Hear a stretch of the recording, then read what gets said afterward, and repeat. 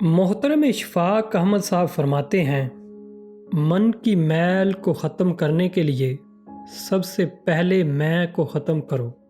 मैं को ख़त्म करने के लिए आजिज़ बनना ज़रूरी है, और आजिज़ बनने के लिए ज़रूरी है कि तू अपनी हस्ती तक भूल जा कि तू क्या है।